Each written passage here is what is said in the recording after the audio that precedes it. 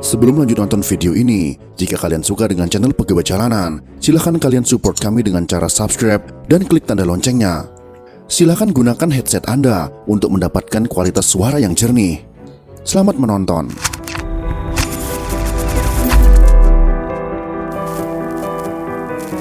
Dalam menghadapi globalisasi yang sekarang kita akan melakukan liberalisasi daripada perdagangan bebas untuk negara-negara berkembang tahun 2020, berarti 25 tahun lagi.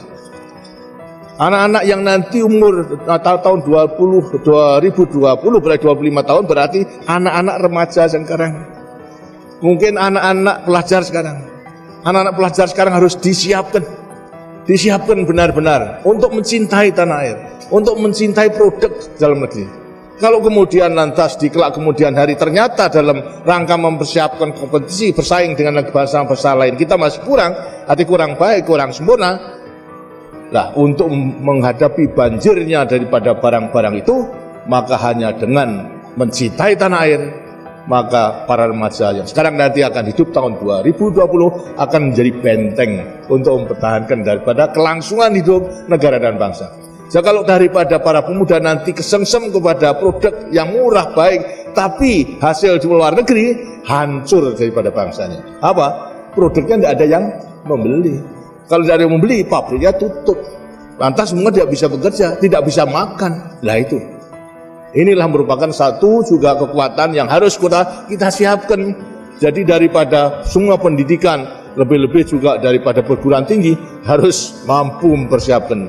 Bukan kita curang, tidak, tapi kita menyelamatkan negara. Kita sekarang harus meningkatkan daya saing kita yang tinggi, dan pasti kita dapat, kita yakin. Tapi andai kata tidak, senjatanya adalah mulai sekarang adalah nasionalisme, mencintai kepada tanah air, mencintai pada produk dalam negeri, harus mulai sekarang. Jangan-jangan mulai sekarang sudah lebih cinta kepada produk import, itu sudah melatih diri yang kurang baik gitu. Sekarang harus betul-betul apa yang kurang baik, kali itu merupakan produk dalam negeri, harus kita beli, kita gunakan.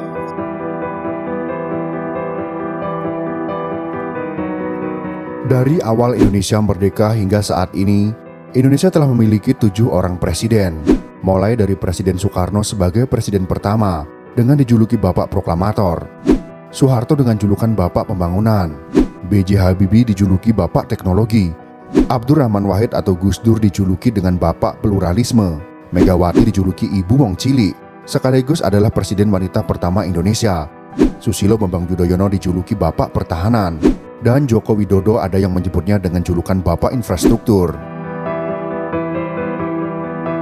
Dari presiden yang pernah menjabat di Indonesia dengan kelebihan masing-masing, presiden terbaik dari presiden-presiden hebat tersebut, versi Pegawai Jalanan adalah Presiden Soeharto sebagai Bapak Pembangunan. Kita boleh setuju ataupun berbeda pendapat dalam keyakinan tersebut, karena setiap orang pasti akan memiliki perbedaan pendapat dan sudut pandang. Janganlah dengan perbedaan pendapat tersebut membuat kita menjadi berseteru, karena dengan perbedaan dapat membuat kita menjadi bersatu. Berikut ini adalah alasan mengapa Soeharto menjadi presiden terbaik versi Pegawai Jalanan. Sebelum naiknya Soeharto, Soekarno yang sempat berseteru dengan Malaysia memutuskan untuk keluar dari anggota PBB sejak tanggal 1 Januari tahun 1965. Akibatnya Indonesia pada masa ini menjadi terisolasi dari dunia internasional atau terkucil secara diplomatik. Presiden Soekarno menetapkan sebagai negara berdikari atau berdiri di bawah kaki sendiri.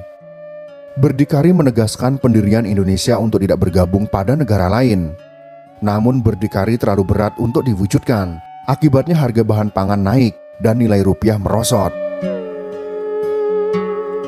Biaya pemerintah untuk proyek politik mercusuar seperti Games of the New Emerging Forces atau GANEVO pada tahun 1963 dan Conference of the Emerging Forces atau CONEVO pada tahun 1965 membengkak. Besarnya defisit anggaran belanja pemerintah pada tahun 1961 sampai dengan 1965 meningkat dari 29,7% pada tahun 1961 menjadi 63,4% pada tahun 1965. Sejak tahun 1961, situasi moneter yang semakin parah ditandai dengan laju inflasi yang tinggi atau hiperinflasi. pendapatan per kapita Indonesia turun secara signifikan antara tahun 1962 sampai dengan 1963. Pada tahun 1965, tingkat peredaran uang naik hingga 161%, sementara inflasi mencapai 592%. Bantuan asing berhenti karena Soekarno menolak bantuan dana dari International Monetary Fund atau IMF. Investasi juga merosot tajam, dan Indonesia kehilangan media untuk memperjuangkan kepentingan di forum internasional. Soeharto ditetapkan sebagai pejabat presiden pada tanggal 12 Maret tahun 1967 setelah pertanggungjawaban Presiden Soekarno atau Nawaksara ditolak MPRS. Kemudian Soeharto menjadi presiden sesuai hasil sidang umum MPRS pada tanggal 27 Maret tahun 1968. Selain sebagai presiden, ia juga merangkap jabatan sebagai Menteri Pertahanan atau Keamanan. Pada tanggal 1 Juni tahun 1968, mulai dikenal istilah Orde Baru. Susunan kabinet yang diumumkan pada tanggal 10 Juni tahun 1968 diberi nama Kabinet Pembangunan, Rencana Pembangunan 5 tahun. Kabinet Pembangunan merupakan kombinasi antara tenaga-tenaga ahli dari lingkungan universitas dan ABRI. Tugas pokok dari kabinet ini adalah melakukan stabilitas politik, pemilihan umum, pengembalian ketertiban dan keamanan, penyempurnaan dan pembersihan aparatur negara, dan stabilitas ekonomi. Pembangunan ekonomi Indonesia selama pemerintahan Orde Baru Soeharto bisa dibagi dalam 3 periode. Setiap periode dikenali dengan kebijakan-kebijakan spesifiknya yang ditujukan untuk konteks ekonomi spesifik. Pertama, pemulihan ekonomi, rentang tahun 1966 sampai dengan 1973. Kedua, pertumbuhan ekonomi secara cepat dan intervensi pemerintah yang semakin kuat, rentang tahun 1974 sampai dengan 1982. Ketiga, pertumbuhan didorong oleh ekspor dan deregulasi, rentang waktu 1983 sampai dengan 1996. Langkah pertama pemulihan ekonomi adalah reintegrasi Indonesia ke dalam ekonomi dunia dengan cara bergabung kembali dengan International Monetary Fund atau IMF, Persatuan Bangsa-Bangsa, dan Bank Dunia dalam pertengahan akhir tahun 1960-an. Ini memulai aliran bantuan keuangan dan bantuan asing dari negara-negara Barat dan Jepang masuk Indonesia. Permusuhan dengan Malaysia atau politik konfrontasi Soekarno juga dihentikan. Langkah kedua adalah memerangi hiperinflasi. Soeharto mengandalkan sekelompok teknokrat ekonomi, sebagian besar dididik di Amerika Serikat, untuk membuat sebuah rencana pemulihan ekonomi. Rencana pemulihan ekonomi dibagi menjadi 3 tahapan, yaitu stabilisasi, rehabilitasi, dan pembangunan. Ketiga tahapan tersebut diwujudkan dalam beberapa langkah, seperti penghentian hiperinflasi, penjadwalan utang luar negeri, dan membuka penanaman modal asing. Setelah investasi asing dibuka, langkah selanjutnya adalah mencari bantuan luar negeri. Namun karena beban neraca pembayaran utang luar negeri yang diwariskan dari Orde Lama, membuat Indonesia sulit mendapatkan kreditur. Indonesia tidak mampu membayar cicilan ataupun bunga utang luar negeri. Bank Indonesia saat itu juga terang-terangan tidak mampu membayar letters of credit, serta terpaksa menunda pembayaran kredit perdagangan luar negeri. Dalam kondisi seperti ini, Indonesia tidak berkualifikasi cukup untuk mendapat bantuan kredit luar negeri. Solusinya kemudian Soeharto mengirimkan delegasi ke berbagai negara kreditor untuk membahas moratorium utang luar negeri. Tempat tujuannya adalah London dan Paris Club, kelompok informal kreditur di pentas internasional. Setelah berdiskusi panjang lebar, akhirnya mereka menyetujui adanya moratorium bagi Indonesia. Forum juga sepakat membentuk Intergovernmental Group on Indonesia atau IGGI. Tujuan pembentukannya adalah untuk memberikan pinjaman ke Indonesia. Sejak IGGI dibentuk, Indonesia mendapat pinjaman sebesar 200 juta dolar Amerika Serikat. Uang tersebut kemudian digunakan untuk memperbaiki perekonomian dan melakukan pembangunan. Soeharto juga mulai melakukan program keluarga berencana agar membatasi jumlah penduduk pada tahun 1969. Soeharto melakukannya dengan hati-hati karena masalah ini tidaklah mudah. Semua dilakukan untuk mengendalikan angka kelahiran dan mengurangi angka kematian pada bayi dan anak, sehingga meningkatnya taraf kesejahteraan sebagai hasil kemajuan pembangunan dan pelayanan kesehatan. Moto yang sebelumnya banyak anak banyak rezeki mulai berganti dengan moto keluarga kecil bahagia dengan cukup 2 anak saja.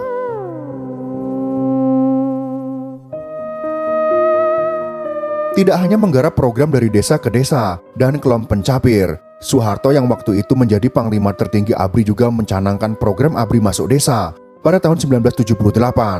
Artinya saat itu ABRI harus menyatu dengan masyarakat untuk bersama-sama membangun di pedesaan dan membantu meningkatkan kesejahteraannya.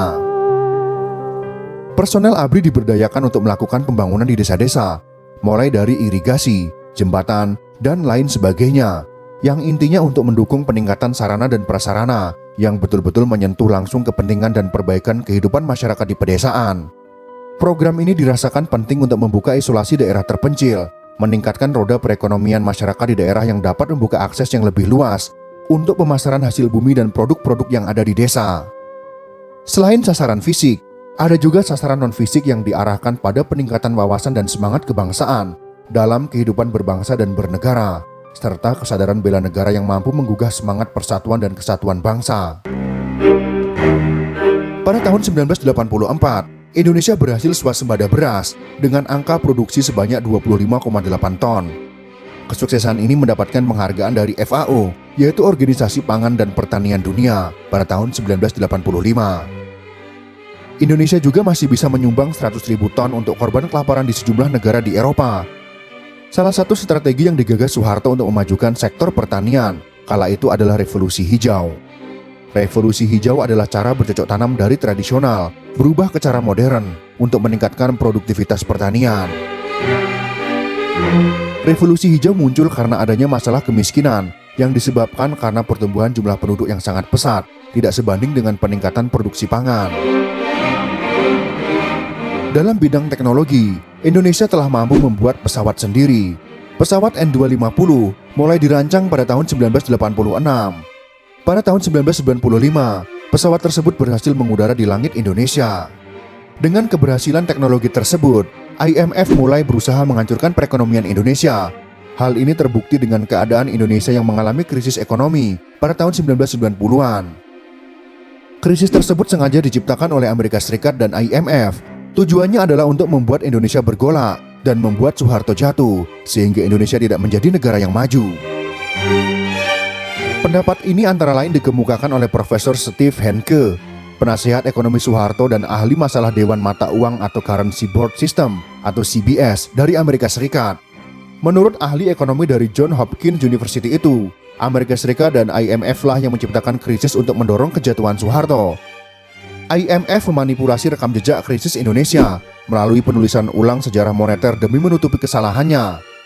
Krisis ekonomi yang disusul krisis politik mengakibatkan pelarian modal keluar Indonesia secara masif, sehingga menyebabkan anjloknya nilai rupiah. Akibatnya proyek pesawat N250 dihentikan oleh negara akibat krisis ekonomi tersebut. Penutupan proyek IPTN juga dilakukan pemerintah atas saran IMF saat itu. Presiden Soeharto putus asa karena kondisi ekonomi yang tenggelam seketika, mata uang dan pasar saham anjlok, belum lagi dengan kelangkaan bahan pangan. Saat itu Soeharto ditekan, baik oleh Presiden Amerika Serikat yaitu Bill Clinton, disebut-sebut tak lagi menyukai kepemimpinan Orde Baru, maupun Managing Director IMF, yaitu Michel Camdeses. Ia dipaksa memilih antara menggugurkan ide CBS atau mengorbankan bantuan asing.